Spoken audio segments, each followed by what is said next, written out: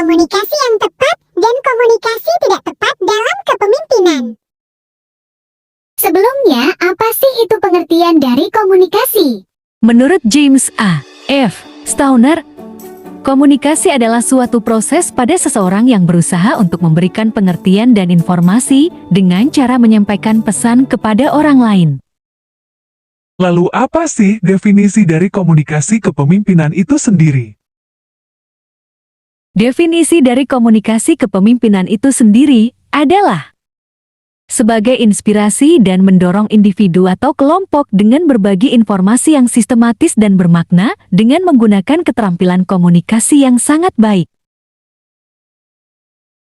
Selanjutnya kita akan membahas mengenai manfaat atau fungsi komunikasi kepemimpinan, gaya komunikasi kepemimpinan, komunikasi yang tepat dalam kepemimpinan, komunikasi yang tidak tepat dalam kepemimpinan.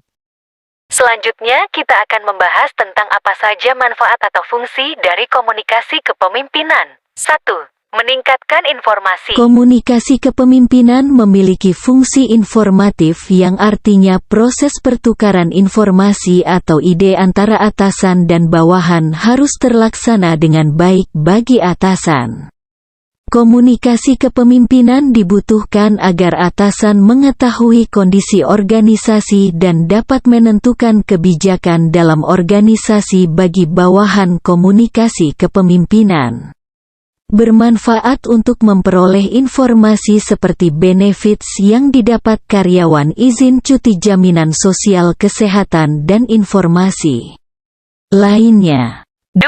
Melancarkan regulasi. Komunikasi kepemimpinan juga berfungsi dalam menjalankan regulasi dalam perusahaan atau organisasi. Atasan memiliki wewenang dalam mengatur alur komunikasi. Atasan berhak memberikan instruksi kerja kepada bawahan. Dengan adanya komunikasi kepemimpinan, proses penyampaian instruksi pekerjaan beserta regulasinya bisa berjalan lebih baik. 3.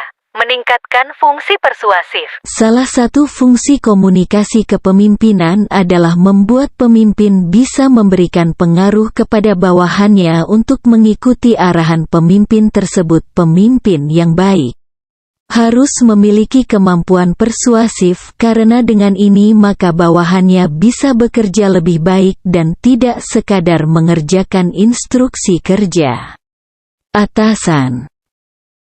Lalu apa saja gaya komunikasi kepemimpinan? 1. Gaya controlling. Kepemimpinan model ini mementingkan kendali atas organisasi. Pemimpin dengan gaya komunikasi controlling akan membatasi dan cenderung mengatur perilaku, pikiran, dan tanggapan bawahannya. Komunikasi yang terjalin dalam gaya komunikasi ini adalah komunikasi satu arah yang berasal dari atasan ke bawahan. Komunikasi satu arah ini dilakukan pemimpin untuk mempengaruhi bawahannya untuk melakukan tugas sesuai dengan perintahnya.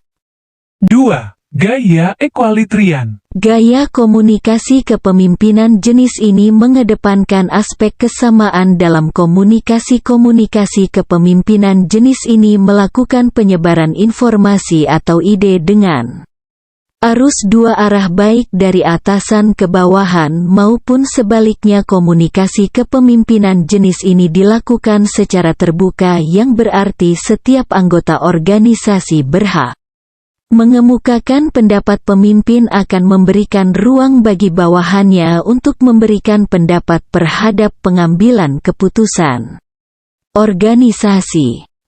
3. Gaya struktural. Pada gaya komunikasi ini, pemimpin mencoba mempengaruhi bawahan dengan cara memberikan informasi terkait tujuan organisasi, penjadwalan kerja, aturan kerja, prosedur kerja dalam organisasi. 4. Gaya dinamis. Komunikasi kepemimpinan gaya dinamis ini artinya pelaku komunikasi akan bersikap lebih agresif dalam menyampaikan dan menangkap pesan. Dalam gaya ini baik pemimpin dan bawahan sadar betul bahwa lingkungan organisasi mereka dinamis sehingga berfokus pada tindakan. Gaya komunikasi kepemimpinan jenis ini bertujuan untuk merangsang pegawai untuk bekerja lebih cepat dengan hasil yang lebih baik. 5. Gaya relinquishing. Pemimpin memiliki sifat bersedia dalam menerima saran atau ide dari orang lain. Pemimpin bersedia menurunkan keinginannya dalam memberi perintah dan mengatur pegawainya. Gaya komunikasi kepemimpinan jenis ini bisa efektif jika pemimpin bekerja dalam organisasi yang berisi orang-orang yang sudah berpengalaman, berpengetahuan luas, dan mampu bertanggung jawab atas setiap pekerjaannya. Komunikasi yang tepat dalam kepemimpinan. 1. Sering melakukan komunikasi. Kedua, kemampuan listening. Ketiga, mengendalikan emosi. Keempat, pandai bertutur kata. Komunikasi yang tidak tepat dalam kepemimpinan. 1. Sering memosi. Kedua, egois. Ketiga, tidak memiliki etika berbicara. Keempat, kurang dalam mendengarkan orang lain. Sekian, terima kasih. Semoga bermanfaat.